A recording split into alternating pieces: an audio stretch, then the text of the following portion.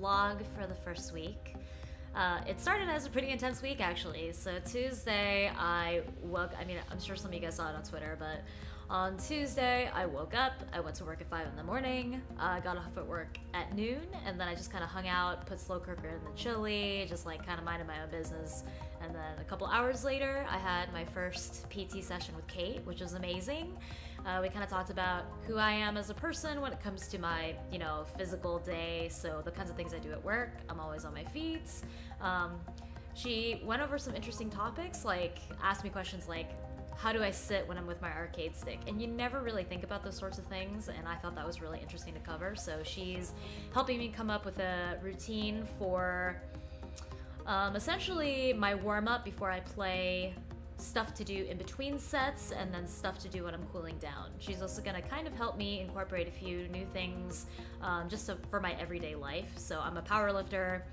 She's going to try to talk to me about things I can work on and just to incorporate all the time. So it's not just about once this program is done, I don't do any more exercises.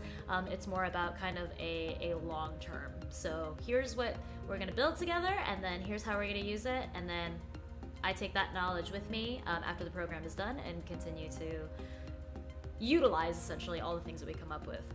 As soon as I was done, I again hung out for a little bit, and then I had a training session with Dominion. So the minimum was supposed to be just about 1 hour long, but we ended up training for almost 2 hours. It was amazing. We had a great time, and the first point that he made was talking about whiff punishing. So, let's say Ed does standing roundhouse. You can whiff punish that with Ed. Let's say you're playing in an Ed mirror. If Ed whiffs a roundhouse, you can do crouch medium punch into upper or low forward into upper. We just kind of started to talk about the discussion of just whiff punishing, playing neutral, spacing. He thinks spacing is really important. Obviously, zoning is very important. And then we kind of started talking about meaties and V-trigger and building up different meter and when to utilize certain tools. But he says Psycho Upper is banned until I am implementing Flicker consistently. So the whole week was working on that kind of stuff, and I feel like it turned out really well. And I think my favorite part about the training session overall is that it wasn't just me that was having fun. Dominion sounded like he was having a great time. He made it very fun, very casual.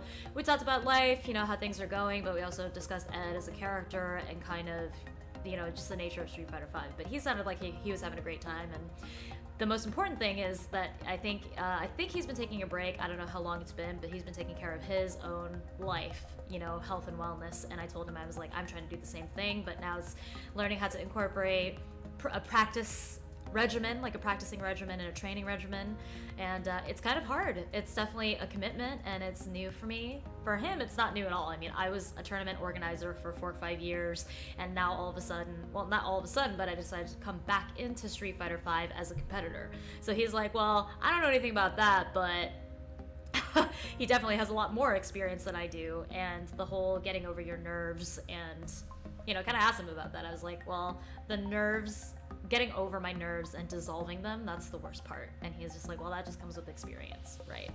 So we had a great time, but after that was done, I streamed for 2 hours, and I'm starting to see the kinds of things I need to be doing. So he gave me an idea of the things I should do. He's like, if you're gonna do low forward into flicker, you could just do that anytime. You could just sit down in the lab and just tinker with your hands, and that will help build the muscle memory. Additionally, he says, any combo I would finish with upper, I should try to finish with low forward into flicker for the next week or so. So it was kind of nice to see that. Of course, day one, it was very awkward. I went to a local session, dumpling sessions at Meza's house, and they ran me through a gauntlet. So it was kind of nice to see how I kind of stand up to the local scene right now. So some sets I was getting 3-0'd, but other sets I was holding my own. So I was really happy to see you guys in the stream kind of cheering me on, and it's really, really motivating and inspirational. It's also nice to know that I have a really strong scene. That was kind of very surprising, and I guess I didn't take advantage of it soon enough. And they're very supportive.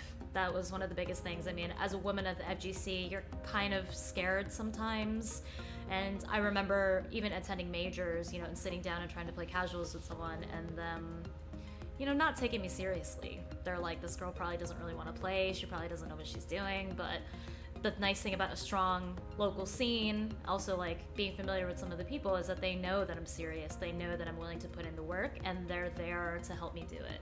And I hope you guys attend your locals too, because I know how important it is for building up, building up your scene and strengthening the FGC. Every little bit counts, just like how I'm working on small stuff with Ed to build my flowchart and my strength as a player.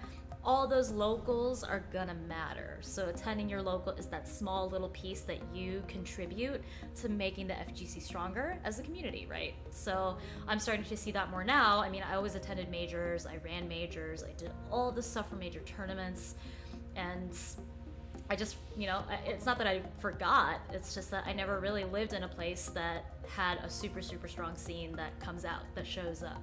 And I'm hoping that the next couple of weeks will really, really help me do that. And after EXO Academy is done, I'm sure I will continue to attend locals. I'll get used to kind of having that sort of schedule. But I guess my last note about the first week is that I've had a great time. I have a lot of fun doing this, and it's really important to me to share with you guys what's going on with my life. But I also realize it's a huge commitment, and dang, is it hard. I think about my regular life and how I have powerlifting and DDR and working full-time and being a student. I imagine all of those other people in the FGC who are pros, who are casual players, who are anything like that, who still make time to travel to majors and make the time to train. It's not about, oh, I don't have time. It's about I make time to do it because I love it. That's how much I love it, right? So that's about the first week. I'm feeling a little exhausted, but I'm doing it. And like I said, it's a huge commitment, and it's kind of showing me how hard work really pays off, and building good habits is kind of where you start. Building those small, tiny habits really, really build up for the long term. I'm hoping that next week will be a fun adventure. Dominion says we're working on single hit confirms, which is going to be really hard. He says it's probably going to be one of the hardest things that I train, during this month. I'm looking forward to it, and I'm looking forward to my media training with Amanda Stevens next week. And thank you guys for all the support. So, looking forward to next week. Let's have fun. Yay!